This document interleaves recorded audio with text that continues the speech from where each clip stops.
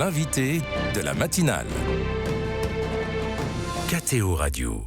C'est dans le bruit et la lumière d'un dernier feu d'artifice tiré au-dessus du Stade de France que se sont clôturés hier soir les Jeux paralympiques, la fin du plus grand événement sportif de auquel 160 aumôniers durant les Jeux olympiques et paralympiques de toutes les confessions religieuses ont participé.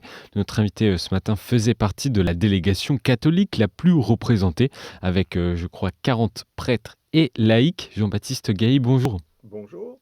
Merci beaucoup d'être en studio avec nous ce matin. Vous êtes également diacre permanent du diocèse de Rennes. Alors les Jeux olympiques et paralympiques ont officiellement pris fin hier, mais votre mission, elle, n'est pas encore finie. Pas complètement, effectivement, puisque juste après cette matinale, je rejoins le village olympique, puisque notre présence va être assurée jusqu'à demain soir. Il reste encore des athlètes Il reste encore des athlètes. Ceux qui ont participé ont dormi au village cette nuit. Ils n'avaient pas tous un avion ce matin. Et en plus, vu les conditions pour repartir, c'est un peu compliqué. Ils ont énormément de bagages, donc ça prend du temps. Et ils parlaient même de prolonger jusqu'à mercredi matin pour les derniers athlètes qui quitteront le village. Vous assurez encore une présence. Alors, quelle était l'ambiance déjà au sein de ce village ? Alors, je n'ai pas envie de reprendre le slogan d'une marque de boisson américaine bien connue, mais c'est magique quand le monde entier se rassemble. Et c'est un petit peu ça que je viens de vivre et que nous venons de vivre pendant 2 fois 3 semaines quasiment. Et cette ambiance, elle était feutrée, je dirais. D'accord. Mais elle était très conviviale, très apaisée. Et un calme absolu, puisque en plus on n'avait pas de circulation motorisée dans le village, que des véhicules électriques ou des déplacements à pied. Et du coup, ce calme, alors que nous étions en pleine banlieue parisienne à Saint-Ouen et Saint-Denis, a fait du bien et je pense était propice pour de belles rencontres. Quand vous dites feutré, c'est peut-être aussi que les athlètes ont besoin de concentration pour... Oui, et puis, vous savez, quand un athlète débarque dans un village olympique, ou même quand un aumônier débarque dans un village olympique, il découvre tout. Et donc, il y a cet aspect découverte. On voyait des questionnements, on se perd un peu. En plus, le village était tout beau, tout moderne. Et ensuite, on ne peut pas faire la fête, contrairement à ce que certains peuvent véhiculer. À 10h le soir, tout est calme pour respecter le repos des athlètes. Il y a des endroits où il y a un peu plus de bruit dans la journée, mais globalement, c'est très calme, effectivement. Donc il y avait environ 25 000 sportifs et membres de staff, ce soit sur les Olympiques et les Paralympiques. Tout compris, oui. Et est-ce que vous avez eu beaucoup de demandes, vous, notamment chez les aumôniers catholiques ? Alors nous partagions un espace avec nos frères protestants et orthodoxes. On a eu moins de passages que ce que l'on pensait, mais c'était quand même de l'ordre d'une centaine par jour. Et après, les demandes étaient très variées et très nombreuses, entre ceux qui faisaient que passer pour s'informer et ceux qui nécessitaient un accompagnement ou un temps de prière spécifique. Et puis, il y a eu aussi, on a eu la chance de pouvoir bénéficier de l'église de Saint-Ouen-le-Vieux, là où il y a eu la messe télévisée hier matin, qui nous a permis de pouvoir célébrer des messes tous les matins, tous les soirs, et aussi de répondre à des demandes de messes ponctuelles le dimanche en particulier.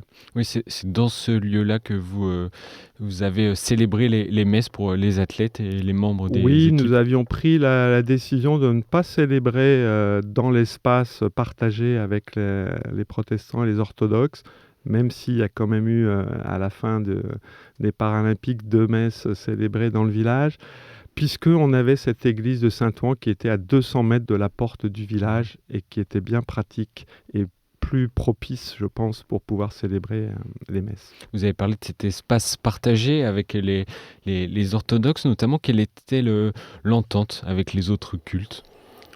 Alors, très bonne. Moi, c'est un des points que je retiens, j'ai jamais rencontré autant de pasteurs, de prêtres, d'imams, de moines, de frères, de sœurs, d'évêques, de diacres, pendant 1 mois et demi.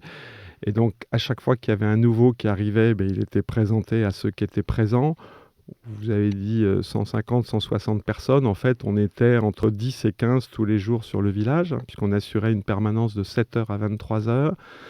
Et du coup, forcément, il y avait ceux qui acceptaient de se livrer, il y avait ceux qui acceptaient de partager des temps de prière communes, et puis il y avait ceux qui restaient un peu seuls dans leur coin, mais ça, voilà, chacun faisait ce qu'il voulait. Et voilà, donc ça a été un des côtés aussi très enrichissants de montrer que toutes les religions du monde pouvaient, pendant un espace-temps quand même assez long, fonctionner ensemble. Quelle était la nature des demandes des athlètes, ou en tout cas leurs besoins de manière générale? Alors, différents besoins. On va commencer par les catholiques pratiquants, et donc qui, eux, avaient besoin de venir prier tous les jours, ou besoin d'aller à la messe quotidiennement pour certains. Ils n'étaient pas très nombreux. Donc là, on pouvait y répondre. Après, il y avait ceux qui arrivaient la veille ou l'avant-veille de leur épreuve. Et là, on était surtout dans des situations d'écoute, parce qu'ils voulaient confier leur compétition et leurs soucis du moment. Après, il y avait ceux qui venaient le lendemain, quel que soit le résultat, bon ou moins bon, ou au-delà de leurs attentes ou pas. Et là, c'était pareil, c'était beaucoup d'écoute et d'accompagnement. Certains venaient pour prier tout seuls aussi, donc on leur proposait à chaque fois la présence de l'un d'entre nous, mais donc c'était pas systématique. Il y a eu quelques demandes de confession aussi, puisque quasiment, enfin tous les jours il y avait un prêtre, pas forcément matin et soir. Et voilà, et puis parfois on sentait, faut savoir que certaines délégations empêchent à leurs athlètes de sortir du village, et donc on sentait l'ennui chez certains, et donc parfois ne serait-ce que de parler, d'échanger, de raconter leurs conditions d'entraînement dans leur pays, de leurs conditions de vie, de leur famille, leur faisait du bien. Et aussi bien d'ailleurs avec des athlètes que des entraîneurs ou des membres des délégations.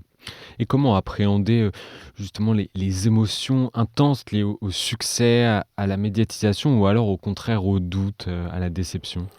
Alors là, je peux parler au moins pour les catholiques et les protestants. Il y a eu des formations qui ont été faites pour les aumôniers avant les JO. Et un des critères de sélection des aumôniers était des personnes habituées à l'accompagnement spirituel. Et donc là, la meilleure attitude, c'est celle d'être de l'écoutant. Alors, écoutant parfait, voilà, chacun le fait avec ses moyens et ses capacités.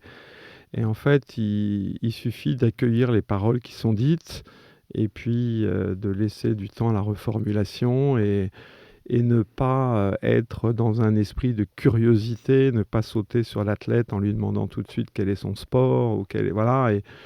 Et ça a plutôt très bien fonctionné. Est-ce qu'il y a une demande ou une rencontre qui vous a surpris particulièrement ou étonné? Toutes les rencontres étaient surprenantes, parce que je peux parler par exemple de la dernière rencontre que j'ai eue hier matin, puisque j'étais de permanence pendant la messe télévisée. Une athlète n'a pas pu rentrer puisqu'elle s'y est pris trop tard. On avait bien dit qu'il fallait arriver avant telle heure. Et elle arrive toute stressée au village olympique en disant « je voulais aller à la messe catholique, je l'ai raté ». Et du coup, je lui ai proposé de la regarder à la télévision avec moi. Et puis j'ai senti que ça allait mieux. Et puis ensuite, je sentais qu'elle voulait rencontrer un des célébrants qu'elle voyait à l'écran, parce qu'elle l'avait déjà rencontré quelques jours avant. Et en même temps, elle n'avait pas le droit de sortir Alors, je ne vais pas la nommer ni nommer son pays, par respect de confidentialité. Et puis finalement, je l'ai accompagnée à la sortie de la messe. Voilà. Donc c'est parti d'un état de stress total. Et à la fin, elle était complètement apaisée. Elle est restée partagée au pot qui a suivi. Et elle m'a pris dans ses bras. Voilà. Donc vous voyez, c'était la rencontre complètement imprévue. Moi, je pensais regarder la messe tout seul devant mon écran. Et je me suis retrouvé avec une athlète à qui ça fait du bien. Un bel exemple, en tout cas, de votre mission dans le village olympique. Quel bilan tirez-vous de tout cet accompagnement moral et spirituel proposé aux athlètes et aux membres de leur staff durant cette période olympique? Alors, un bilan positif, parce que j'ai l'impression que notre Église et aussi les autres religions ont mis le paquet, ont fait l'effort de constituer des équipes, de les former, d'assurer une présence quasi permanente. Et on a pu répondre au moins à toutes les demandes. On n'a jamais été en situation, même si parfois il pouvait y avoir une dizaine d'athlètes différents dans la même salle.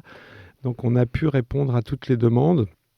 Et ensuite, vous avez annoncé tout à l'heure que les jeux étaient finis. Moi, j'espère que l'esprit des jeux va continuer. C'est un petit peu ça le défi maintenant.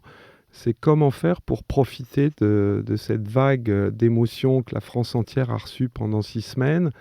Et aussi comment concrètement sur le terrain pouvoir continuer l'accompagnement des sportifs de haut niveau certes, mais aussi les autres, parce que je pense qu'il y a des besoins, j'ai la chance d'avoir pratiqué le sport dans pas mal de disciplines, il y a des besoins à moyen niveau, à petit niveau, et c'est un peu le défi de notre Église pour les jours et les semaines et les mois à venir. Et accompagnement aussi des para-athlètes notamment. Alors, effectivement, parce qu'il y a eu une différence, les JO et les Paralympiques, plus de rencontres pour les para-athlètes qui prenaient plus le temps aussi de venir nous voir. Ils ne passaient pas en courant pendant 2 minutes. Et là, c'est pareil, même si on a tous connu des personnes porteuses de handicap, là, de les voir s'exprimer dans un domaine qui leur est particulier et puis performer à ce point, on se dit, mais il serait bien que toutes les personnes porteuses de handicap puissent avoir accès au sport. Après, on n'en fera pas tous des champions olympiques, mais c'est effectivement que pouvoir mettre en place des structures. Moi, je pense à certaines personnes dans mon entourage, je me dis, elles n'ont pas eu la chance de pouvoir faire de sport avec leur handicap. Et je me dis, ça serait bien qu'il y ait une certaine égalité des chances entre les JO et les Paralympiques pour chacun ou chacune. Et une dernière question, Jean-Baptiste Gailly, à titre personnel, qu'est-ce que vous allez retenir de cette expérience qui, j'imagine, est assez unique dans une vie de diacre ? De diacre ou même d'être humain. Moi, oui. les JO, c'était un rêve depuis le début du 21e siècle, puisque je rêvais de faire les JO de Paris en 2012. Mon rêve s'est réalisé en 2024. Ce que je retiens, c'est d'avoir vécu une expérience à l'échelle de la planète. Je pense qu'il faut travailler à l'ONU pour pouvoir rencontrer autant de gens de nationalités différentes. Ça a été cela pendant 6 semaines, dans le village, mais aussi en dehors, et dans Paris en particulier, sur les sites de compétition, mais même dans tout Paris que j'ai pu fréquenter pendant ces 6 semaines. Moi, j'ai un élan formidable, j'ai envie de dire une deuxième carrière de sportif, certes de jeune retraité maintenant, mais pour pouvoir retransmettre et continuer à ce que la flamme vive dans le cœur de chacun. Merci beaucoup, en tout cas, Jean-Baptiste Gailly, d'être venu en studio nous partager votre expérience. Et bon dernier jour de mission et bon retour à Rennes ensuite. Je file au village et effectivement, je reprends mon train ce soir pour Dinard, pas Rennes. Ah, pour Dinard. Merci beaucoup. Au revoir.